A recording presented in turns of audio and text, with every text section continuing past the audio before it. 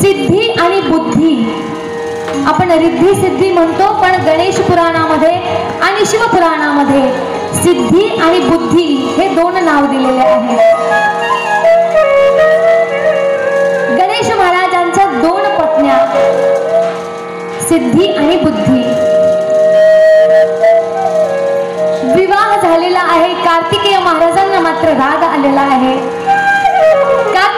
कार्तिकेय महाराज पृथ्वी प्रदक्षिणा करून येईपर्यंत कैलास पर्वतावरती मंडप टाकले होते, नगाडे वाजत होते, मंगल शहनाई वाजत होती, सनई वादन चालू होतं. महाराज लग्न झालं माझ्या आधी कस काय? राग आलेला आहे. हे पार्वती माते रुष्ट झाले. आता बालक जसा रुष्ट होतो तसे कार्तिकेय महाराज शिव पार्वतींवर रुष्ट झाले. तिथे थांबलेच नाही महाराज, तत्काळ निघून गेले. नमः पार्वती हर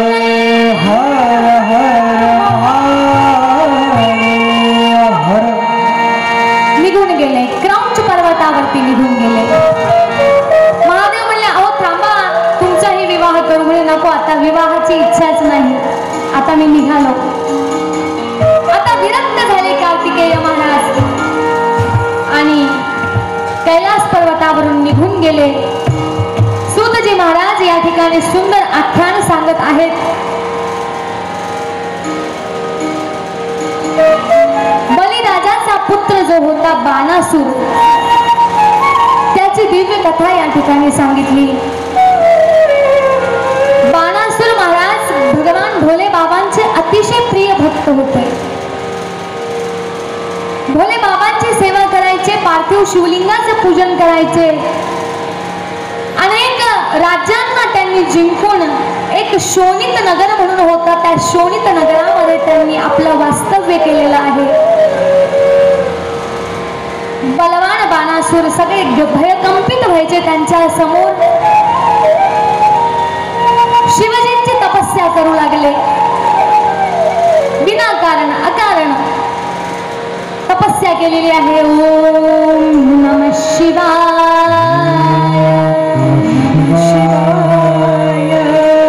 ओम नमः शिवाय.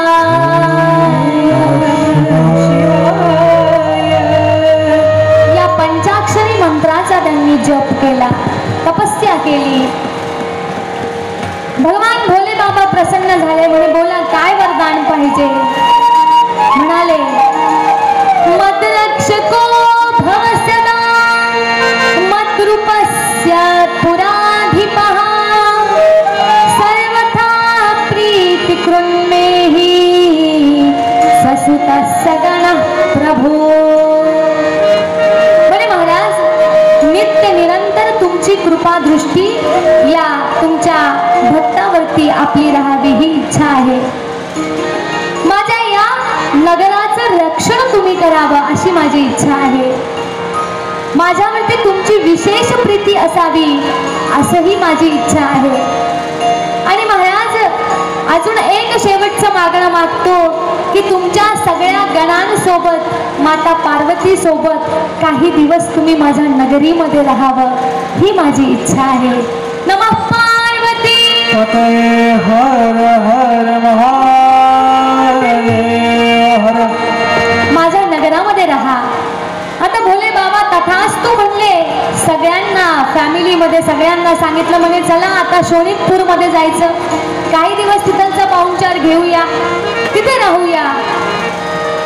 आणि त्या बाणासुराच्या त्या भव्य नगरीमध्ये महादेवजी, पार्वती माता आणि सर्व भूतगण, सर्व गणांधिकार सोबत सगळे त्या ठिकाणी राहू लागले. बाणासुरांना खूप आनंद झाला की परमात्म्याने माझं वचन ऐकलं, माझ्यासाठी ते या ठिकाणी येऊन राहिले. अहो प्रभूला तर हेच पाहिजे असतं. या सुखा कारणे देव वेळावला, वैकुंठ सोडून संत सदनी राहिला. वैकुंठ सोडून संतांच्या समवेत, भक्तांच्या समवेत राहणारे आमचे प्रभू आज कैलास पर्वत सोडून त्या बाणासुराच्या त्या शोणित नगरीमध्ये राहायला लागले. बाणासुर नित्य त्यांची सगळी व्यवस्था ठेवणे, एकदम व्यवस्थित लक्ष देऊ लागले. बरेच दिवस झाले. त्या बाणासुराला एक सुंदर कन्या होती. तिचं नाव होतं उषा. आपल्या पुत्रीवरती त्याचं अधिक प्रेम होतं. प्रत्येक बापाचं आपल्या मुलीवर प्रेम असतंच, पण या उषेवरती बाणासुराचं अतिप्रिय प्रेम होतं. उषाला देखील पार्वती माताची साथ मिळाली, त्यांचा सहवास लाभला.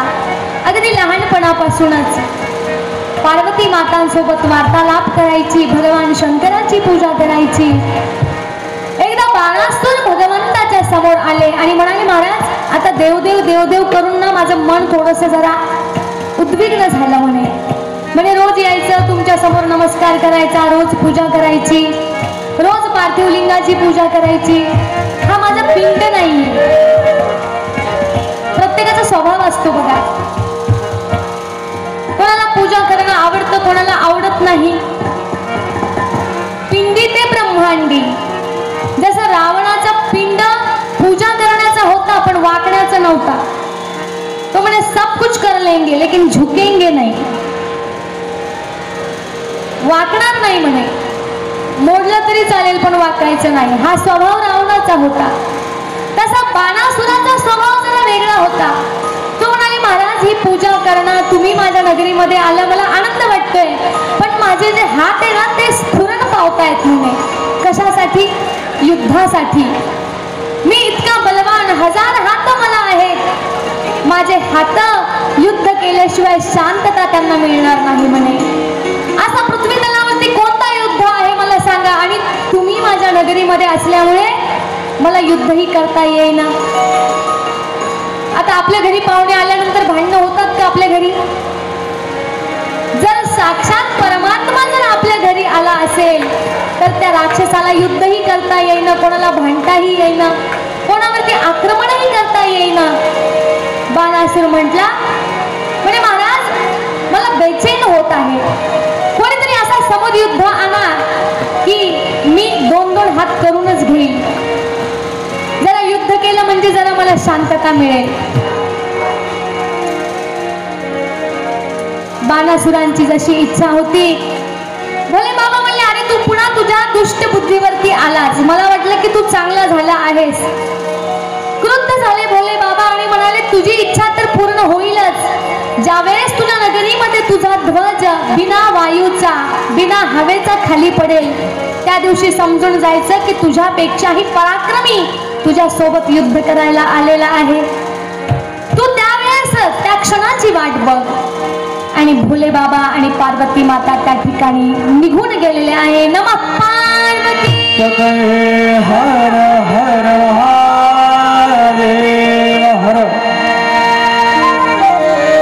बाणासुराच्या मुलीला पार्वती माताने खूप सुंदर सुंदर उपदेश दिलेले आहेत, आशीर्वाद दिलेले आहेत. एक दिवस काय झालं महाराज, उषा जी कुमार अवस्थेमध्ये होती, आता तिचं काही दिवसांनी लग्नाचं वय झालेलं होतं. सुंदरी होती, परम पवित्र होती. माता पार्वतीचा सहवास लाभलेला होता. सात्विक मुलगी अगदी.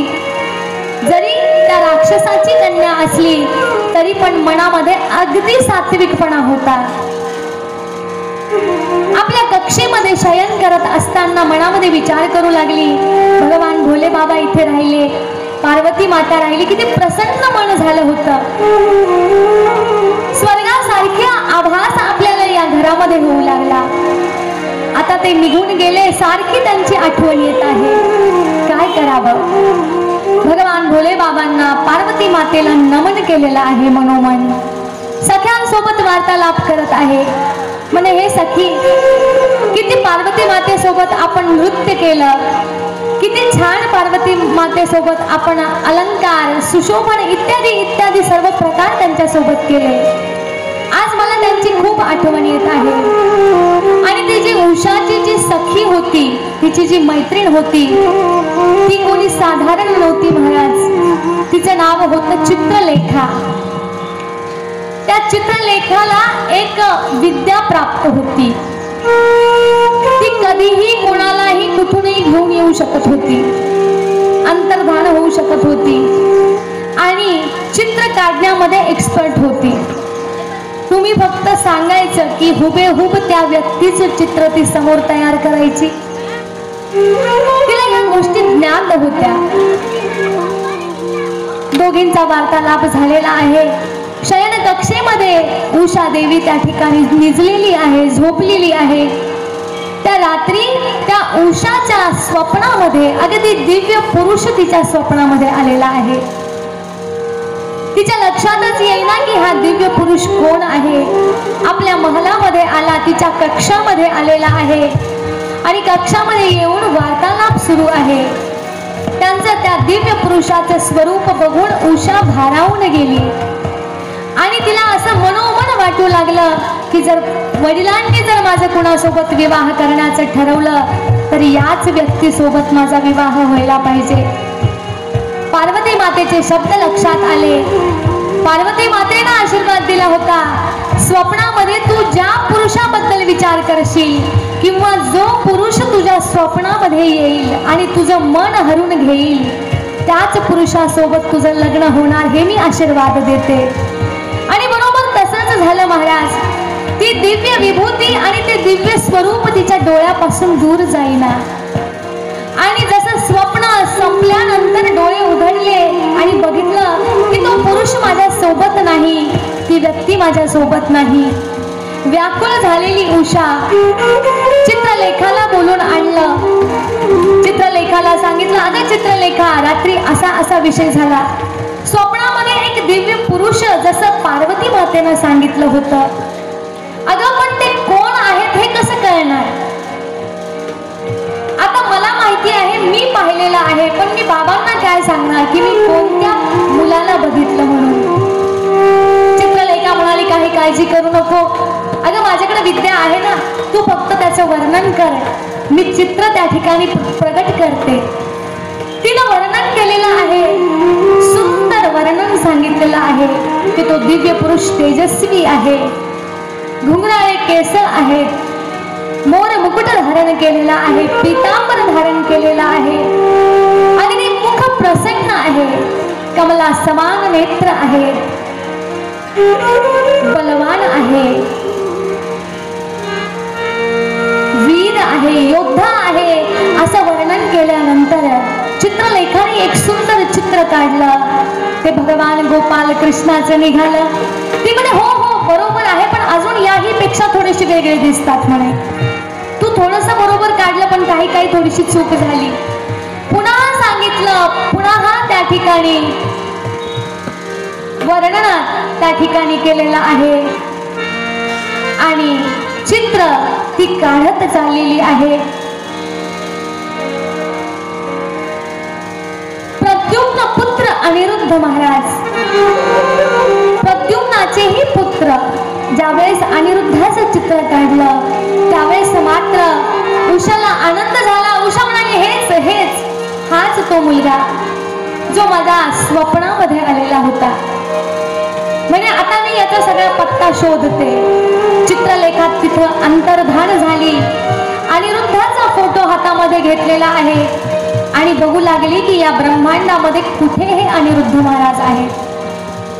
महाराज लक्षात आलं, श्री कृष्ण कन्हैया द्वारकापुरीमध्ये त्यांचाच हा नातू प्रद्युम्न पुत्र अनिरुद्ध आणि सरळ जाऊन त्या ठिकाणी पोहोचली ज्या ठिकाणी अनिरुद्ध राहत होते. चित्रलेखा अंतर्धान झाली आणि संध्याकाळची वाट बघू लागली. रात्रीचा समय होता, सगळे लोक शांत झाले. त्यावेळेस चित्रलेखा पुन्हा प्रगट झाली आणि ज्या ठिकाणी अनिरुद्ध निवास करत होते त्या अनिरुद्धाच्या शय्ये सगट, पलंगा सगट ती त्यांना घेऊन उशेजवळ घेऊन आलेली आहे. नमः पार्वती.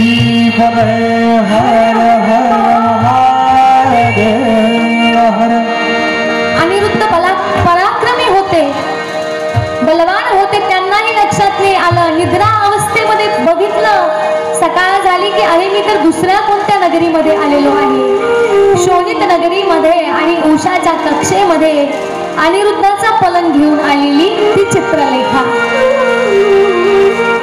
अनिरुद्धांनी उषाला बघितलं, उषाने अनिरुद्धांना बघितलं, पण उषाला खूप भय वाटलेलं आहे की अगं चित्रलेखा यांना इथं घेऊन कशाला आली, किती मोठी अडचण केली.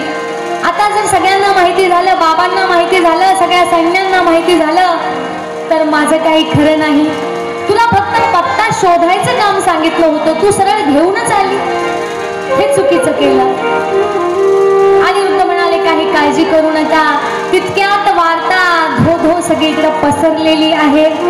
सैन्यांना कळालं की कुमारीच्या कक्षेमध्ये एक कुमार त्या ठिकाणी आलेले आहे. वार्ता बाणासुराजवळ गेली.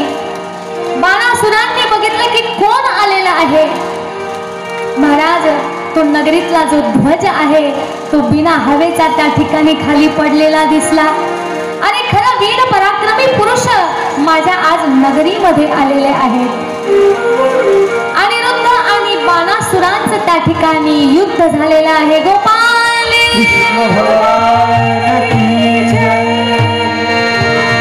उषा भयभीत झाली, प्रार्थना करू लागली की हे परमेश्वरा, हे सांब सदाशिवा, अनिरुद्धांची यामध्ये काहीच चूक नाही, सर्व चूक माझी आहे, त्यांना त्याची शिक्षा देऊ नको.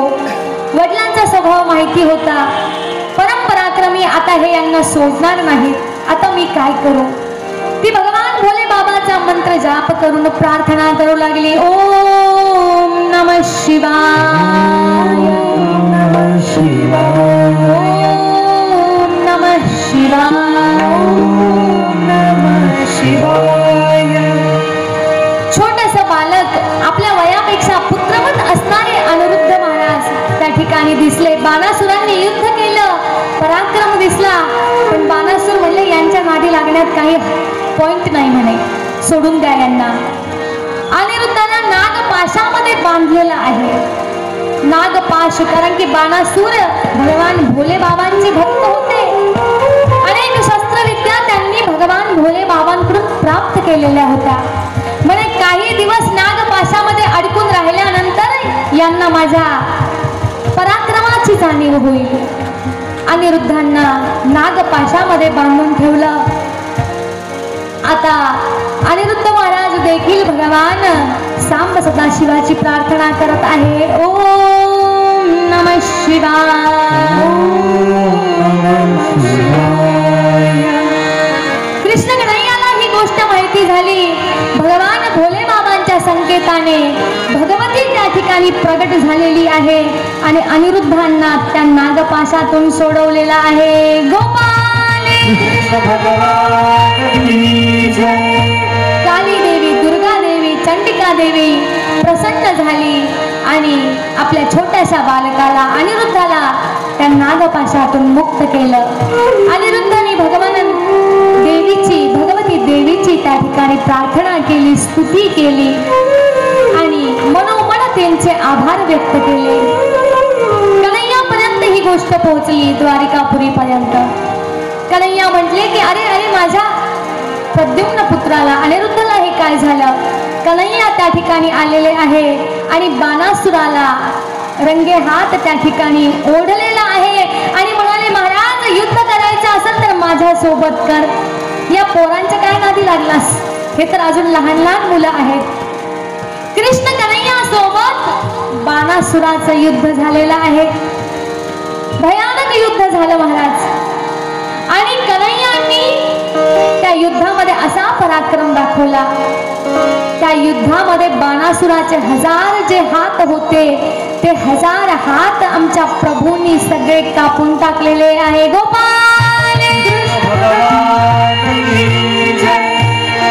बाणासुर घाबरले. आता बाणासुराला म्हटलं, ज्या हातामध्ये माझी इतकी शक्ती होती, ज्याच्यावरती मी इतका गर्व करत होतो, इतका अभिमान करत होतो, ते आज हात देखील नष्ट झाले.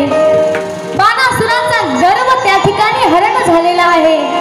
हे बघितल्यानंतर आता कृष्ण कन्हैयाने आक्रमण केलं आणि त्याचा शिरच्छेद करण्याचा प्रयत्न करू लागले. त्याच वेळेस भगवान भोले बाबा त्या ठिकाणी प्रगट प्रकट झालेले. नमः शिवाय, नमः शिवाय. भगवान भोले बाबा म्हणले थांबा थांबा थांबा. म्हणे कन्हैया तुम्ही वीर आहात, पण तुम्ही याचा शिरच्छेद करू नका, कारण हा माझा भक्त आहे, हा परिपूर्ण मला समर्पित आहे. अहो त्याला युद्ध करण्याची इच्छा होती. त्याला असं वाटत होतं की ब्रह्मांडामध्ये सर्व शक्तिमान मीच आहे, म्हणून या ठिकाणी तुमचं आगमन झालेलं आहे. त्याचा गर्व हरण झालेला आहे. त्याच्या 1000 भुजा तुम्ही आज एका क्षणामध्ये त्या ठिकाणी कापून टाकल्या. महाराज तो हात जोडून उभा आहे बाणासूर. आता तुम्ही त्याला क्षमा करा, त्याच्यावरती क्रोध करू नका. आणि कन्हैयाला माहिती होतं, अरे माझा नातू, माझा प्रद्युम्नाचा जो मुलगा आहे अनिरुद्ध, तो याच नगरीमध्ये आलेला आहे. अनिरुद्ध त्या ठिकाणी समोर आले. म्हणे अनिरुद्ध महाराज चला, तुम्हाला काही त्रास नाही झाला ना? म्हणे काही नाही. आता कन्हैयाला कोणती गोष्ट माहिती नसेल, सगळं माहिती होतं. अनिरुद्ध काल रात्रीपासून या ठिकाणी आलेले आहे हे देखील कन्हैयाला माहिती होतं. कन्हैया म्हणे चांगले, परंपरा पाळतायत म्हणे चांगली आपली. हमने भी वही काम किया था. बलराम जी तो परेशान हो गए थे बाबा. कन्हैया युद्धाला गेले की बलरामजींना चिंता वाटायची. कोणतं राज्य जिंकून आले की त्यांची कन्या आमच्या कन्हैयाच्या मागे लागल्याशिवाय राहत नव्हती. हे कन्हैया, कान्हा कान्हा आने पड़ी मैं तेरे द्वार.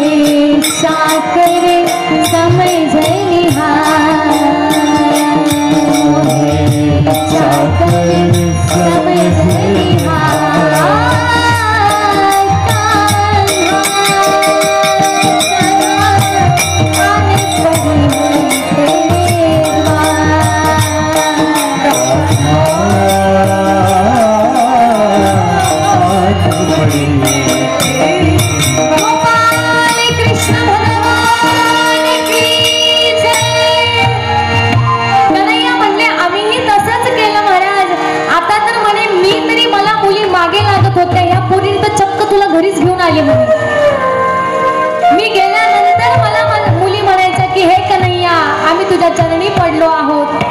म्हणजे एक स्टेप पुढे म्हणे तू तर या ठिकाणी. अनिरुद्धाच्या महाराजांच्या पलंगासह घेऊन येणारी ही दिव्य कन्या. आनंद वाटला कन्हैयाला. ज्यावेळेस सगळ्यांसमोर हा विषय आला, शिवजी महाराज म्हणले, बाणासुराला आज्ञा दिली. म्हणजे महाराज तुझ्या मुलीचं यांच्या पुत्रावरती प्रेम आहे, त्यामुळे यांचा विवाह करून टाक. बाणासूर म्हटला, प्रभू जशी तुमची इच्छा. पण कन्हैयाला सांगितलं, म्हणे कन्हैया मी तुमच्यावरती आक्रमण केलं, युद्ध केलं. अनिरुद्ध महाराज तुम्हालाही मी खूप त्रास दिला, तो काही मनात ठेवू नका. तो चुकीमुळे झालेला आहे, नाहीतर पुढचे संबंध खराब होतील. माझ्या मुलीला तुम्ही त्रास देताल असं काही करू नका. उषा प्रसन्न झाली महाराज. सांब सदाशिव प्रसन्न झाले, बाणासूर प्रसन्न झाले. कृष्ण आणि बाणासुरामध्ये पुन्हा मित्रता त्या ठिकाणी स्थापित झाली. आणि शिवशंकर परमात्मांनी उषा आणि अनिरुद्ध यांचा तो दिव्य विवाह सोहळा त्या ठिकाणी पाहिलेला आहे. नमः पार्वती पते हर हर महादेव हर. विवाह झाला आणि विदाईची वेळ आलेली आहे. बाणासुराच्या डोळ्यात पाणी आलेलं आहे. अनिरुद्धांच्या घरी आपली दिव्य कन्या कृष्ण कुलोत्पन्नामध्ये आपली कन्या चालली आहे. आनंद वाटला. सुतजी महाराज सांगतात, असा हा बाणासूर भक्त भोले बाबांचा होता. पार्थिव शिवलिंगाची पूजा करणे नित्यक्रम होता. त्यांच्या कृपा प्रसादाने सर्व कल्याणमय त्या ठिकाणी झालं. पुढे सूतजी महाराज विचारतात, महाराज हे जे नंदी आहेत ना, भगवान भोले बाबांच्या समोर असतात नेहमी, नंदीश्वर भगवान, यांची कथा आपण मला सांगावी. हे कोण आहेत, त्यांची उत्पत्ती कशी झाली? कारण भगवान भोले बाबाची पूजा करायच्या आधी आपण त्यांना नमन करतो, नेहमी मागे पुढे उभे असतात. हे नंदीश्वर कसे झाले याचा आपण कथा आम्हाला सांगावी. सूतजी महाराज म्हणाले, शिलाद राजाचे मुनी होते. शिलाद मुनी, त्यांचं नाव काय? शिलाद मुनी. त्यांनी एकदा पुत्र प्राप्तीसाठी खूप जास्त तपस्या केली की मला भगवान भोले बाबांसारखा पुत्र पाहिजे. जसं यशोदा मैयाने देवकी आणि वसुदेवाने तपस्या केली की हे प्रभू मला तुझ्यासारखाच पुत्र पाहिजे. कृष्ण म्हटले माझ्यासारखा मीच, मलाच यावं लागेल.